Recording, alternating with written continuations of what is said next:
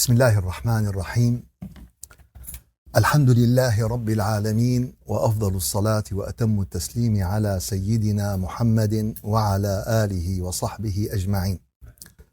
إخوة الإيمان، لكل منا في هذه الحياة رحلات متعددة. عنده رحل كتير بيسافر بها الرحل، عنده رحلة كل يوم إلى عمله، عنده رحلة كل عطلة إلى مكان يعني يجد فيه الراحة، يجد فيه، عنده سفر من بلد إلى بلد. وما في واحد منا إلا كله أسفار عديدة ورحلات عديدة، ولكن بكل سفرة يستعد لهذه السفرة بما يملك من المال، بما يملك من الخبرة، بما يملك من العلم، من السؤال، من حتى تكون هذه الرحلة على أحسن ما يكون. والحقيقة يا أخوتي أن أهم رحلة في حياة كل واحد منا، صغيرا كان أو كبيرا، رجلا أو طفلا، امرأة أو أنثى، كل واحد فينا أهم رحلة في حياته هي رحلته إلى الله عز وجل. رحلته إلى الله عز وجل هي أهم رحلة. ليش الرحلة هي أهم رحلة؟ قال لأن في هذه الرحلة إما سعادة الأبد أو شقاء الأبد.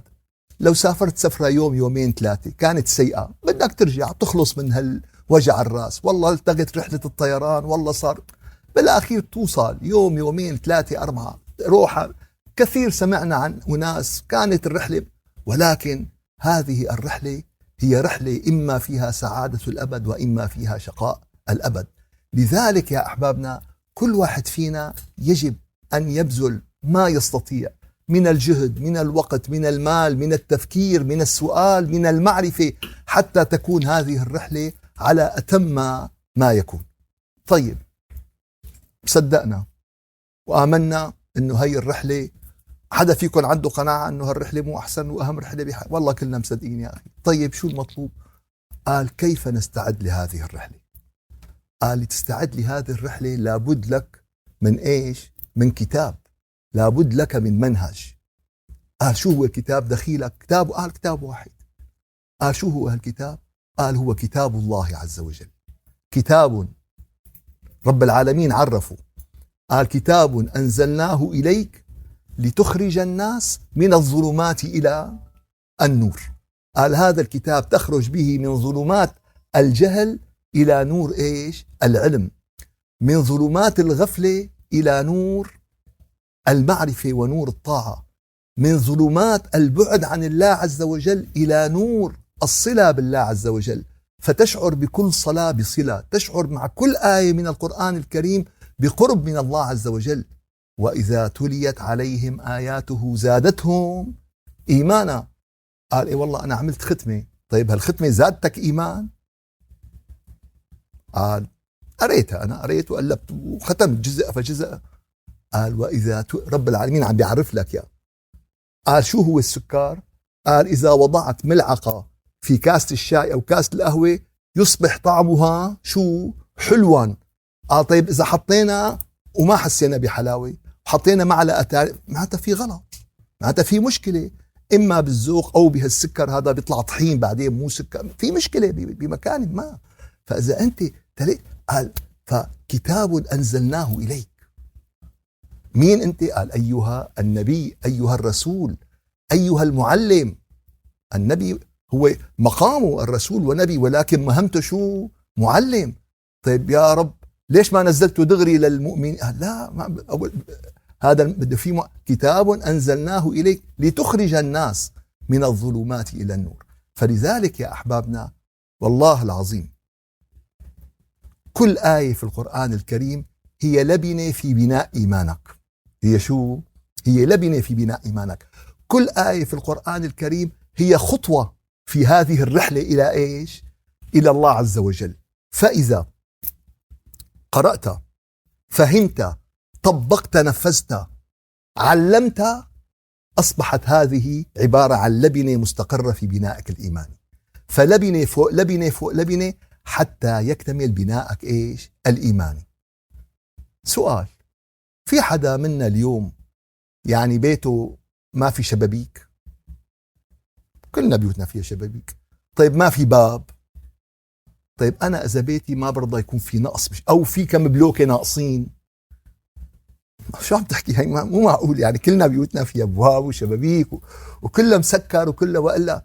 طيب إذا بيتك هيك بترضى يكون بيت إيمانك ناقص بلوكة من هون وشباك من هون وباب هذا الواقع. هذا الواقع يا أحبابنا. ترضى تأخذ سيارة تركب سيارة ناقصة باب أو الشباك القداماني رايح أو ما. فلذلك كل لبنة هي لبنة ببنائك. كل آية هي عبارة عن خطوة في هذه إيش الرحلة. فقال بدك تستعد، قال إيه؟ قال فقرأ وافهم وطبق واسأل وشوف إنه أخي أنا الآية ما. قال شيخ شو عم تحكي؟ صلنا عم نقرأ شو اسمه بس عم نقرأ يعني لأن عم نكسب الثواب. فلذلك يا أحبابنا سنقف ونتابع اليوم في قوله تعالى في سورة الإسراء: وقل لعبادي يقولوا التي هي أحسن. لبنة في إيمانك، لبنة في نجاحك، لبنة في حياتك، لبنة في وصولك إلى رضاء الله عز وجل. شو المطلوب؟ قال وقل لعبادي يقولوا التي هي أحسن. ما يقولوا المنيح، ما يقولوا الجيد، ما يقولوا الجود. قال البيست اوف ذا بيست. يقولوا التي هي أحسن، أفضل شيء. إن الشيطان، ليش؟ قال إن الشيطان ينزغ بينهم، يقوم بزراعة الفتن، يقوم بتحريف الكلام، يقوم ب شو اسمه. قال أخي نلتقي الساعة 7. قال إيه ما قلت لنا هذا إجا 7 الصبح هذا إجا 7 المساء. قال له أخي 7 المساء بده يكون الكلام. قال قل وقل لعبادي يقولوا التي هي أحسن. ليش؟ قال إن الشيطان ينزغ بينهم. يا أحبابنا صدقوني إذا ما بدي لكم 100%، 99% من الإشكالات في العمل، في العائلة، في المشاكل الزوجية، في وين شو سببها؟ كلمة خربت بيوت، كلمة خلت شراكات تنهار، كلمة. قال فإذا أنت اتبعت هذا منهج في حياتك، كلمة بتخليك أنت وجارك يا تتعالى أنت يا تكرهه ويكرهك، أو كلمة تأسر قلبه، كلمة بتاخذ برا. كان عندي ساكن ببيت جديد أول ما أجيت لأمريكا، جاي جار جديد على البناية، فمن كلمة عم بحكي استقبلته عم بحكي معه كذا، قال لي أنت السوري الجديد هون بالبناية ما هيك؟ قلت له نعم. قال لي لأن البوليس قالوا لي there is a very good guy، في شخص كتير منيح هنيك فأنت بصل لي أنا شهريت إنه معلش. قال قل لعبادي يقولوا التي هي أحسن إن الشيطان ينزغ بينهم. ليش الشيطان عم ينزغ؟ ليش ولدنة الحلال؟ قال لأن إن الشيطان كان للإنسان عدوا مبينا. اوعكن للحظة تتهادنوا انتوا وياه، اوعكن للحظة تظنوا انه والله عتقكن او كذا. اخطر قضية اليوم نعيشها في واقعنا المعاصر انه الاعلام والميديا والتوجيه والخطاب اشعرنا انه الشيطان شبه غير موجود، ما له موجود. بتلاقي عم بيحلوا علاقة زوجية بيحطوا انت غلطت انت، بس ما بيحطوا انه في عامل الشيطان وين عم بينزل، وين عم بشو اسمه، ما بيحطوها بالكذا بكل شيء بتلاقي الشيطان شو هو؟ اما ضمير غائب، وبأحسن الأحوال ضمير مستتر، بالأمراض النفسية بالكذا بكل القضايا هو حاضر. ليش؟ لإيذائك أيها الإنسان. قال هدول مع هدول عم بيتقاتلوا، خلصوا ما خلصوا، سكروا فتحوا، هدول بدهم هيك هدول بدهم. طيب إبليس وينه باللعبة؟ إبليس وينه بالحرب؟ إبليس وينه بالخلاف؟ ما حدا بيفتح سيرته. طيب إذا الشيطان عم بيتدخل بحديث، عم بيتدخل بكلام، لأنه للإنسان عدو مبين، ما حيتدخل بهرمز يعني؟ ما حيتدخل، ما بعرف، ما لكم كيف تحكمون؟ ما حيتدخل بين روسيا وأوكرانيا، شيء طبيعي. ما حيتدخل بينه وبين ما حيدخل بكل قضية، ولكن ما حيتدخل بينك وبين نفسك. بينك وبين نفسك ما عملت أنت عمل سيء إلا باقتراح من مين؟ من إبليس. هو اللي قدم لك الاقتراح، ما بيجبرك، بس بيقدم لك الاقتراح، يقول لك ليك ليك اعمل هيك، إذا ساويت هيك واو، بس ساوي هالقضية، بس ساوي هالكذا، بس أنت شو محسب حالك؟ مالك فهمان مين قاعد عم بيعطيك؟ ليش؟ لأن يراكم من حيث لا ترونه. هو شايفك، شايف الخريطة تبعك كلياتها. طبعا ما عم نقول هيك نحن لنخلي مسؤوليتنا، لا، وإنما لنقرأ الواقع قراءة إيش؟ حقيقية وواقعية. وتعرضنا نحن خلال تفسير الآية بأكثر من محاضرة إلى دور الشيطان. حوالي 150 آية في القرآن الكريم تتحدث عن دور الشيطان بالتفصيل بكل قضية من إيش؟ من القضايا الحقيقة، تتحدث عن دوره وتفاصيله وكل هذه إيش الأمور. ومن إمتى بديت القصة؟ بديت من اللحظة الأولى. من إمتى؟ من اللحظة الأولى. طيب ولا إمتى؟ يعني ما في قضية، قال حتى تقوم القيامة وتنتهي الأرض ومن عليها. لا، من اللحظة الأولى وحتى اللحظة إيش الأخيرة. وقل لعبادي يقولوا التي هي أحسن. آية قرآنية فيها منهج عمل، فيها من العلم، فيها من العطاء ما الله به عليم، فيها من الإعجاز. إعجاز. قال وقل لعبادي، خطاب للنبي عليه الصلاة والسلام، قل لعبادي يقولوا التي هي أحسن. طيب إذا أنا واحد منكم قلت له قول لرفقاتك بكرة في درس الساعة 8 بهينزديل كاونتي بالمكان الفلاني، شو بيساوي هو؟ شو بيقول لرفقاته؟ بيقول لهم قل؟ لا، بيقول لهم في بكرة الساعة 8 درس بمكان الفلاني. بيحذف كلمة إيش؟ قل. ولو أنا ما قلت له يحذف، بس هو أوتوماتيكيا شو بيعمل؟ بيحذفها. ركزوا معي على هالنقطة. هون رب العالمين شو قال له للنبي؟ قل لعبادي. فالنبي ما اكتفى بأنه قال، وإنما نقل النص بشو؟ بحرفيته. ما قال يا عباد أو قولوا التي، لا، قال قل لعبادي يقولوا التي هي أحسن. قال وهذا الأسلوب غير مستخدم باللغة العربية.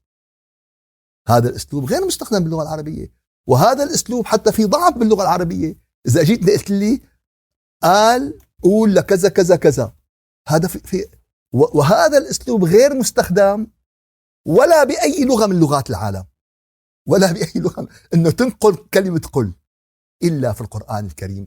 ليش؟ لأن النبي عليه الصلاة والسلام أمين على هذا الوحي، وينقل هذا الوحي ولا يغير ولا يبدل ولو حركة، ولو شو قال حركة ما بيغير وما بيبدل هذا أبدا. فكتاب نزل النبي عليه الصلاة والسلام مثل ما نزل أبدا، نقلنا إياه. لذلك شو كان أهم صفتين للنبي عليه الصلاة والسلام في الجاهلية قبل الإسلام؟ صادق الأمين. طيب ليش الصادق الأمين؟ لأن أهم مهمة سيؤديها هي أن يوصل إلينا وحي السماء، وهذا بحاجة لصدق وبحاجة لشو؟ وبحاجة لأمانة. فلذلك الصادق الأمين. فنقل الوحي. ف332 آية في القرآن الكريم ابتدأت بقل، فيها من الحكمة، فيها من التشريع، فيها من التوحيد، فيها من العلم بالله عز وجل، فيها من الدعاء، فيها من وصف النبي عليه الصلاة والسلام. قمة في الروعة، قمة في بنائك إيش؟ الإيماني. قال إيوه. قال فلذلك كل. وليش طيب هالآية؟ قال لزيادة الاهتمام. قل. قال النبي قال ولا ما قال؟ شو برأيكم؟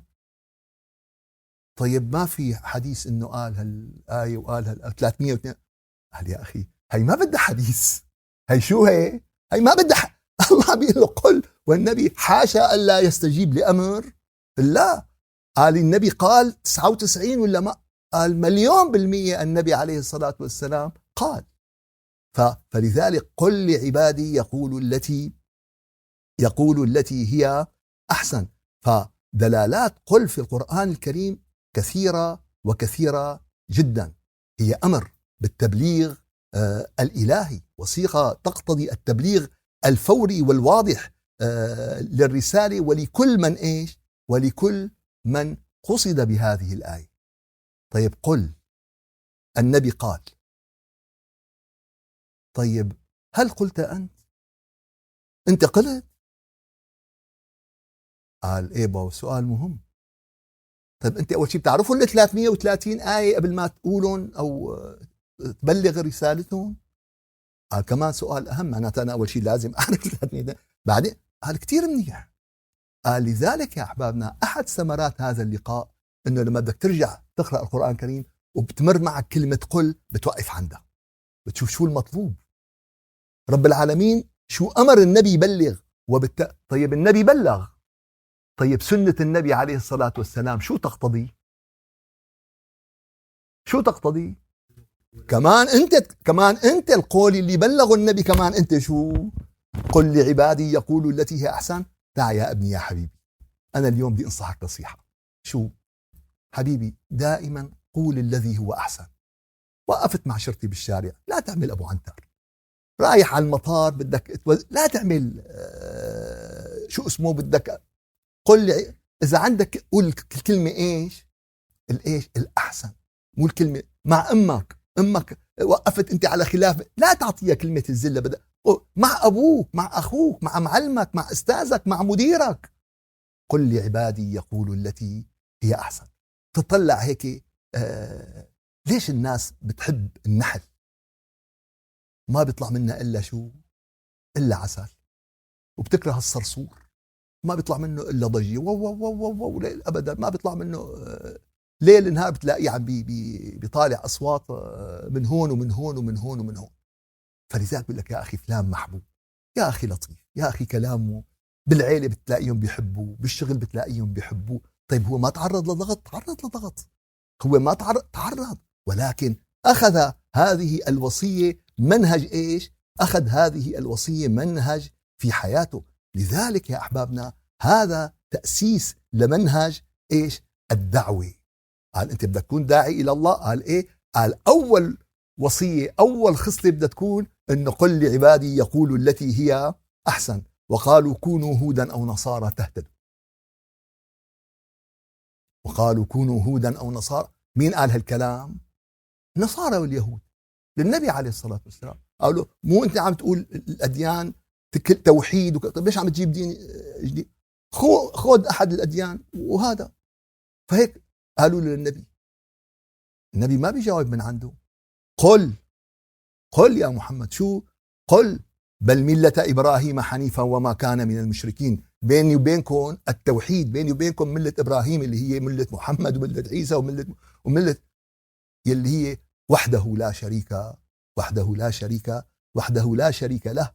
قل اللهم مالك الملك تؤتي الملك من تشاء وتنزع الملك ممن تشاء وتعز من تشاء وتذل من تشاء بيدك الخير إنك على كل شيء قدير. قل من رب السماوات والأرض؟ قل الله. أفاتخذتم من دونه أولياء لا يملكون لأنفسهم نفعا ولا ضرا؟ قل أي شيء أكبر شهادة؟ قل لا شهيد بيني وبينكم. اليوم الناس تقول له أخي مين شاهد بيننا؟ أخي الله شاهد بيننا.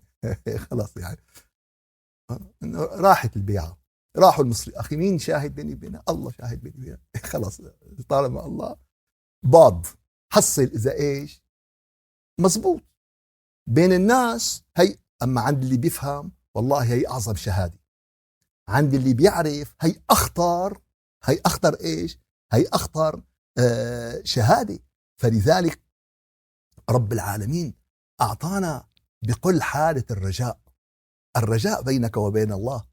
وقل عسى أن يهديني ربي لأقرب من هذا رشدا. يا رب أنا بضيق، أنا بشدة، وقل عسى أن يهديني ربي لأقرب من هذا رشدا. كذلك الأمر محاورة أهل الكتاب. تلك أمانيهم. قل هاتوا برهانكم إن كنتم صادقين. أعطونا الدليل، أعطونا. قل يا أهل الكتاب تعالوا إلى كلمة سواء بيننا وبينكم، كلمة واحدة، ما بدنا منكم غير كلمة واحدة. قال على المذهب الحنفي كلمة واحدة، شو هي الكلمة اللي بدنا إياها منهم؟ لا إله إلا ألا تعبدوا إلا الله ولا تشركوا به شيئا. هذا بدنا، هاي بيننا وبينكم، بيننا وبينكم كلمة بس ومحلولة القصة. لذلك يا أحبابنا بيان منهج النبي، قل إني أمرت أن أكون أول من أسلم، قل إنما أتبع ما يوحى إلي من ربي. أنت وين على شو ماشي؟ شو خطتك بالحياة؟ شو منهجك بالحياة؟ طيب أنت شو خطتك بالحياة؟ شو منهجك بالحياة؟ قال أخي أنا بمشي على القانون. حلو، أنا بمشي. قال لا، أنت على شو بتمشي؟ قال أنا بمشي على وحي السماء. قال النبي كان يمشي على الوحي، أنت كمان تمشي؟ إيه نعم، الوحي الآن، الوحي موجود، الوحي كلياتنا بين إيدينا وحي السماء. قال فلان إجا وحي من السماء، كلنا معنا وحي السماء. القرآن الكريم هو وحي إيش؟ هو وحي السماء. فهو الشيء اللي بدنا والله ناخده، هو الشيء اللي بدنا نمشي عليه، هو الشيء اللي بدنا نتبناه، والشيء اللي بدنا ناخده. قل لمن ما في السماوات والأرض قل لله. فلذلك يا أحبابنا يعني أتى الآيات التي فيها وصف للنبي عليه الصلاة والسلام مسبوقة بكلمة قل. ليش؟ للتأكيد عشان ما ننحرف. قل إنما أنا بشر مثلكم. النبي بشر، قال مو بس بشر، وشو كمان؟ مثلنا، بياكل وبيشرب وبينام وبيمرض وبيضحك. قل إنما أنا بشر مثلكم، بس بحالة بختلف عنكم. وقت في وحي يوحى إلي، لما في وحي أنا وياكم بدنا ننقاد لشو؟ لوحي السماء. قل إنما أنا بشر مثلكم يوحى إلي. قل لا يستوي الخبيث والطيب، بيان الحقائق. المنيح مو مثل قال والله فلان قال قضى حياته بالصيف والكيف والفلتة، وفلان قضاها بالتعب والعبادة، وآخر الشيء شو هي يعني أفلام مكسيكية. هي بده الإنسان يسعى كل حياته لرضاء الله عز وجل، وأن يبقى على باب الله، وأن يرجو فضل الله عز وجل. أما أخي أنت بقى روح، بيجي واحد بيقول لك أنا طول المباراة الجولار نايم والدفاع نايم وعم بياكلوا جوال، آخر دقيقة صحيوا وربحوا المباراة. جد كيف هي زبطت معكم؟ يعني الطبيب نايم تارك العملية 5 ساعات، طبيب تاني عم بيشتغل وعم بيشيل وعم بيحط وعم بعدين فاق هداك طلع مسك المشرط، قام العملية نجحت. يا حبابنا يعني وبنعتبرها هي أساس الدين. سمعناها ليك، وفيها يوتيوب كمان، بيجيب لك شاهد يعني إنه فيها يوتيوب، يعني فيها شو اسمه، فلا حول ولا قوة إلا بالله العلي العظيم. كذلك الحديث عن القرآن، قل فأتوا بسورة، تحداهم والله. طيب لو النبي عليه الصلاة والسلام القرآن من عنده، وكلمة قل هي أكبر دليل أن القرآن ليس من عند النبي. لا، ما حدا بيحكي بيقول لك قل وبيجي بيقول له قل بعدين يعني قال له تحداهم، قل فأتوا بسورة من مثله. طيب لو من عند النبي كانوا جابوا، كانوا شو اسمه لو من عند بشر كانوا جابوا. ما في شاعر عظيم يعني إلا في شاعر عمل قصيدة أقوى منه. مين أعظم شاعر؟ المتنبي. قال إجا أبو تمام عمل قصيدة أحلى من قصائد المتنبي. ما في واحد إلا عمل واحد شغلة. بشر دائما في منافسة بيناتهم، ودائما يسعون ويرتقون للكمال ويرتقون للكذا ويرتقون للهذا. قال له هون، قال له قوي قلبك، قل فأتوا بسورة. هذا شيء من عند الله عز وجل. كذلك الأمر أتى إرشاد وتوعية. وقل ربي أدخلني مدخلا صدق وأخرجني مخرج صدق، وقل ربي أعوذ بك من همزات الشياطين وأعوذ بك أن يحضرون. كمان توعية، قل للمؤمنين يغضوا. يعني لاحظ ليش كلمة تأكيد، توعية، تثبيت لهذا الأمر. قل للذين آمنوا يغفروا للذين لا يرجون أيام الله. كذلك يا أحبابنا من أعجب هذه الآيات بيّنت فيها يعني كل شيء بوضوح كامل ووضوح سليم. قل هذه سبيلي أدعو إلى الله على بصيرة أنا ومن تبعني. لا تسأل عن هالموضوع، هذا موضوع يعني من الأسرار. ما عنا أسرار الحمد لله بالإسلام ما عنا أسرار. كل شيء محطوط إيش فوق الطاولة، كل شيء معروض وكل شيء. قل هذه سبيلي أدعو إلى الله على بصيرة. ليش؟ لأن إمامي هو هدي السماء، لأن دليلي هو إمام الأنبياء والمرسلين. قل هذه سبيلي أدعو على بصيرة أنا ومن تبعني وسبحان الله وما أنا من المشركين. لذلك يا أحبابنا الحقيقة أتيت يعني بمقتطفات من آيات، وإنما مثل ما تكون 332 آية حوت الحقيقة من الأحكام. يستفتونك يسألونك، قل كل شيء أجت أسئلة فتوى، الحلال والحرام، يعني مجالات. حتى الحقيقة يعني لما بدأت أعمل على هذا البحث يعني بدأت بإعداد كتاب كامل فقط عن إيش؟ عن قل في القرآن الكريم. لذلك يا أحبابنا مثل ما قلنا، وهذا أنا رجاء وهذا يعني أمل، أننا حينما نقرأ القرآن فتمر آية فيها وقف، شو المقصود فيها، شو المطلوب، شو الحكمة، كيف أنا بدي إيش، كيف أنا بدي نفذها، كيف أنا بدي طبقها، لو على أهل بيتي، لو على أهل ولادي، لو على أهل كذا. لو أخي أنا اختلفت مع فلان، طيب أنت لو ما قلت له هالكلمة كان صار اللي صار؟ لا والله. طيب يا حبيبنا بالأول بلالك شو عملت لك هالكلمة، يعني شو زودت وشو نقصت وشو خلصت وشو قال له عظني يا رسول الله. قال له احفظ عليك هذا النبي عليه الصلاة والسلام لمعاذ. هذا قال له ثكلتك أمك يا معاذ، وهل يكب الناس في جهنم على وجوههم إلا حصائد ألسنتهم. شو محسب أنت؟ شو محسب؟ اليوم ولد بيقول له لأبوه كلمة هيك، سعيد. أخي مين هذا سعيد؟ أبوك؟ والله أنا حسبته يعني الناطور عم تنادي له، يعني هيك بتنادي له لأبوك سعيد؟ أخي هيك نحن عنا هيك شو اسمه حرية مو هيك، تفهمان القصة غلط، مو هيك. الحرية هي قمة الأدب. الحرية ليست الخروج عن الأدب، الحرية هي قمة الطاعة، قمة الانقياد.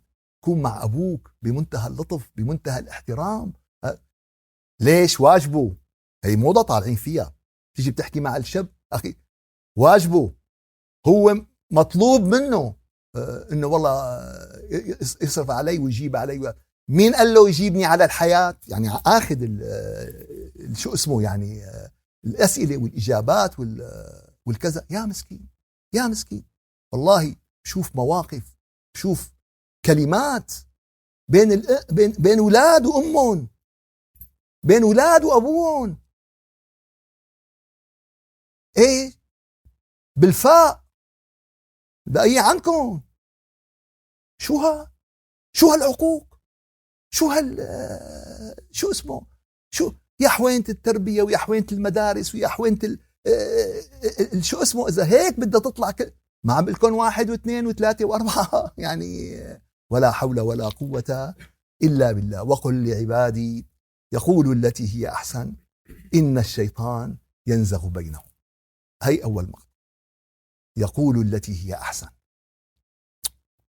أحسن شوفي كمان بأحسن، قال لا، قال أحسن هي الأفضل، والأحسن هي منهج في القرآن الكريم.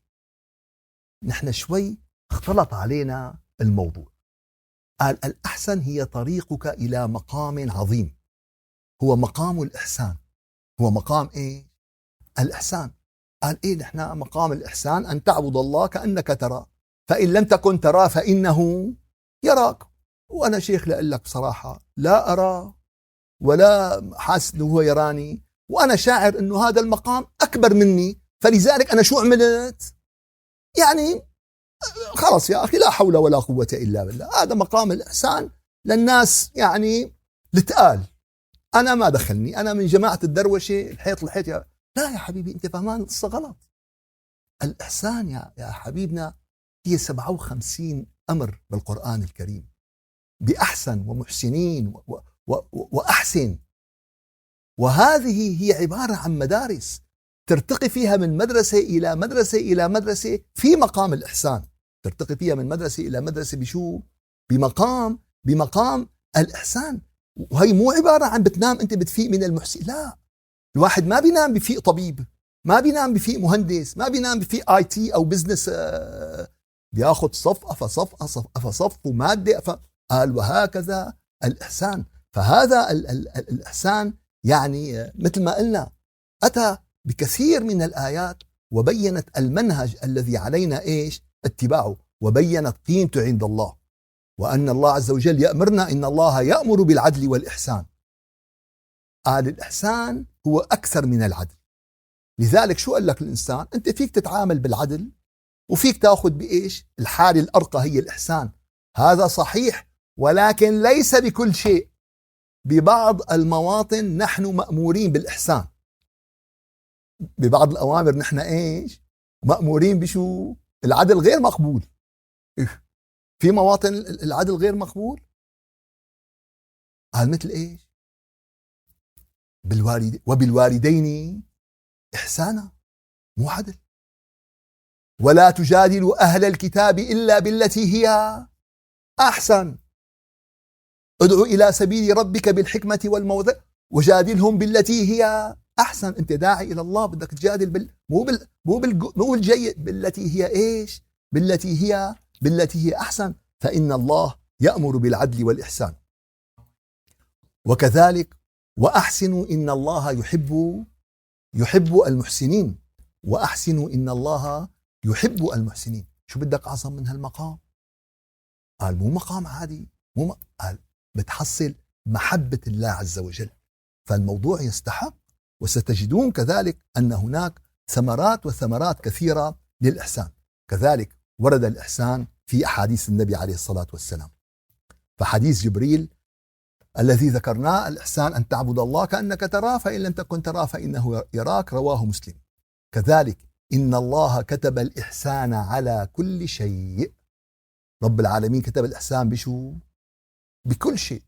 قال إذا بدك تذبح ذبيحة عليك بالإحسان، مو بالعدل، إن الله كتب الإحسان بكل شيء. كذلك هذا حديث مهم جدا، مهم جدا، وهو والله هدية لكل واحد فينا. قال من أحسن فيما بقي.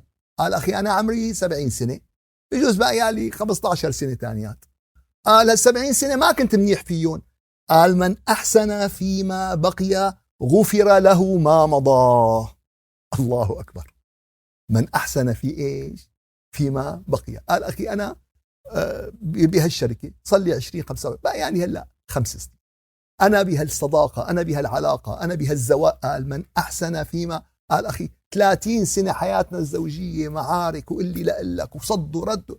قال من أحسن فيما بقي شو؟ قال غفر له ما مضى. فلذلك يا أحبابنا إن الله يحب المحسنين. لذلك يا أحبابنا للذين أحسنوا الحسنى وزيادة. وشو قال الزيادة هون؟ شو هي الزيادة؟ قال الحسنى هي الجنة. الحسنى هي الجنة. شو هي الزيادة؟ قال النظر إلى وجه الله عز وجل، النظر إلى وجهه الكريم. هذا أعظم شيء ممكن يحصله الإنسان في وجوده وفي حياته. فلذلك يا أحبابنا ومن أحسن دينا ممن أسلم وجهه لله وهو محسن. إيه؟ قال واتبع ملة إبراهيم حنيفا واتخذ الله إبراهيم خليلا. كذلك الأمر، قال الدعوة شو بدها تكون؟ قال بدها تكون بالإحسان.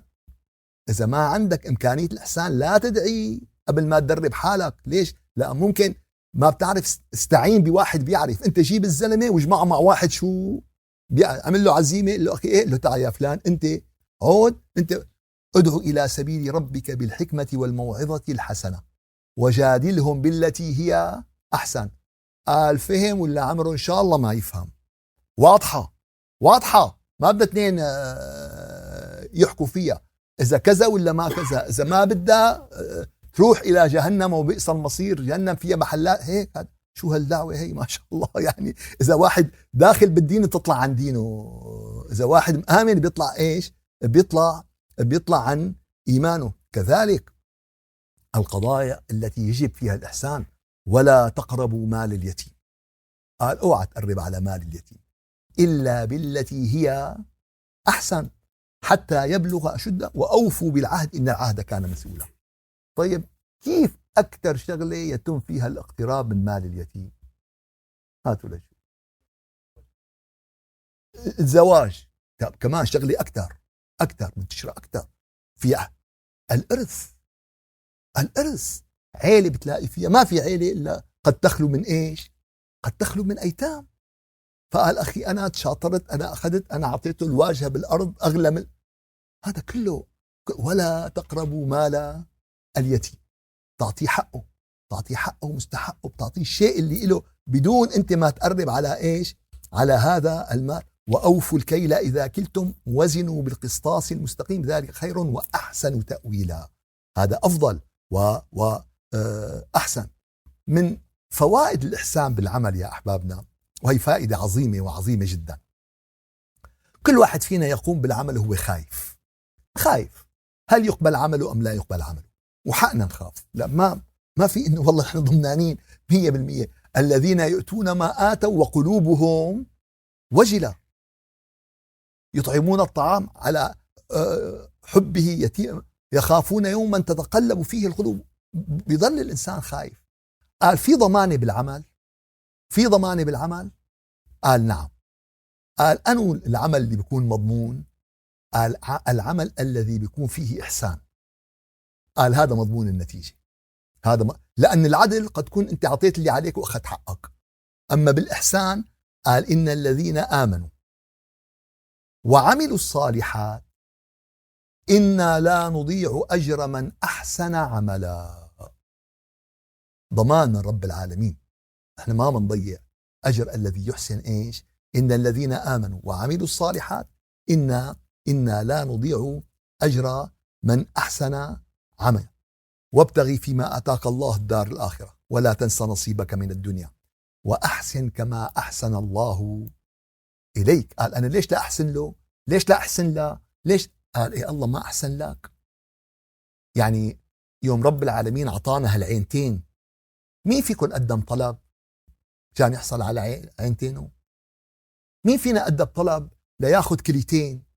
مين فينا قدم طلب ليكون عنده كبد أو قلب أو رئة؟ شوي هيك بيجيك فيروس تروح بيقول لك والله رئتينك مطبقين وصدرك عم بيزمر، ولي دخيلك أنتبيوتيك ولحقنا دكتور وأنقذونا، وتتعكر حياتك كلياتها كل حياتك. قالوا بيعطوك انهيلر مشان إذا ضاق نفسك شوي هيك. صلى الرئة عم تشتغل 50-60 سنة، ما قلت الحمد لله صرنا عم نتنفس 24 ساعة ضرب 60 دقيقة ضرب 60 ثانية ضرب 7 أيام بالأسبوع ضرب بالسنة ضرب قديش. قال وأحسن كما أحسن الله إليك. مثل ما رب العالمين أحسن كما أحسن الله إليك ولا تبغي الفساد في الأرض إن الله لا يحب المفسدين. وكل شيء من الله هو الأحسن. الله ما عاملنا بالعدل، الله عاملنا بالأحسن. صبغة الله ومن أحسن من الله صبغة ونحن له عابدون.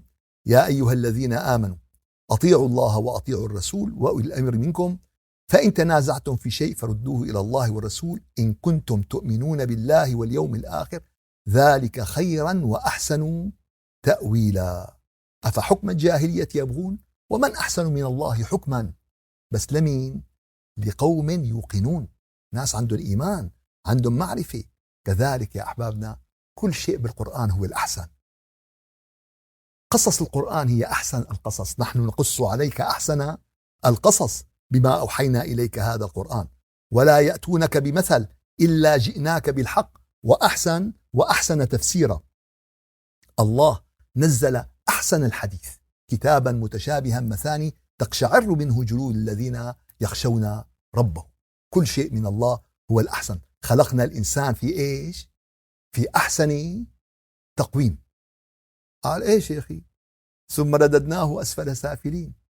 قال رددناه أسفل سافلين بعمله، بأفعاله ناقصة، بانزياحه عن الصراط المستقيم. قال شو دليلك؟ قال دليلي كمل الآية: إلا الذين آمنوا وعملوا صالحات. فمعناتها هدول اللي رددناهم أسفل سافلين شو مشكلتهم؟ لا آمنوا وعملوا السيئات والموبقات.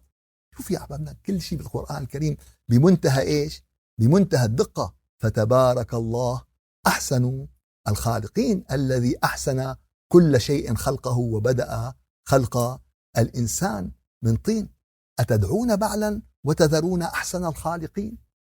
اليوم مين الناس عم تعبد؟ عم تعبد أحسن الخالقين. الخلق يا أحبابنا، بتلاقي حضارة عم توصل للقمر وعم توصل للنجوم، وبتلاقيها إيمانيا ودينيا وكذا بمنتهى التخلف. ليش؟ لأن مين مسؤول قسم الأديان؟ إبليس هو اللي عم بيخطط وبيبرمج وبيمنهج وبيظبط. بعلا هو الصنم، بعل هو اسم الصنم. أدعون بعلا، كانوا يدعوا الصنم لحتى يحصل هذا الذي جعل لكم الأرض قرارا والسماء بناء وصوركم فأحسن صوركم، خلق السماوات والأرض بالحق وصوركم فأحسن صوركم وإليه المصير. لقد خلقنا الإنسان في أحسن تقويم. فالأحسن يا أحبابنا دائما هو الأفضل، الأحسن هو دائما الإيش؟ الأنسب، الأحسن، ليجزيهم الله أحسن ما عملوا. يا سلام. قال إذا كنت أنت شو، فلذلك حاول كلك عمل شو هو؟ عمل راقي، عمل عظيم. قال ليش؟ قال لأن بمرحلة من المراحل إذا أنت حققت هالشروط كل أعمالك بتاخذها مثل هالعمل هذا. الله أكبر، الله أكبر. قال أنت شو؟ قال أنا درست آخر شيء أخذ دكتوراه. قال كل شهاداتك وكل دراستك بنعتبر لك شهادة الابتدائي وشهادة الإعدادي وشهادة الثانوي وشهادة كلهم بنعتبر لك ياهن إيش؟ كلهم بنعتبر لك ياهن شو هالعطاء هذا؟ شو إنا جعلنا ما على الأرض زينة لها لنبلوهم أيهم أحسن. قال ليش موجودين على الأرض نحن؟ تبارك الذي بيده الملك وهو على كل شيء قدير، الذي خلق الموت والحياة. ليش؟ بيجي واحد بيقول لك ليش رب العالمين خلقنا؟ ليش خلق الموت؟ ليبلوكم أيكم أحسن عملا. لشو؟ بده يمتحنكم، بده يختبركم، بده يبين لكم. قال طيب هو بيعرف. ايه بيعرف، بس انتم ما بتقبلوا. هو بيعرف. اذا اجاك المدير من اول السنه قال لك تعال يا فلان انت الاولي على الصف وانت اعلى معدل، مين بيقبل من الطلاب؟ شو عرفك استاذ؟ ليش مو انا؟ ليش؟ شو؟ نحن منداوم ومندرس ومنقدم امتحانات، واخر شيء اللي بيجيب اعلى معدل هو بيطلع ايش؟ وفي ذلك فليتنافس المتنافسون.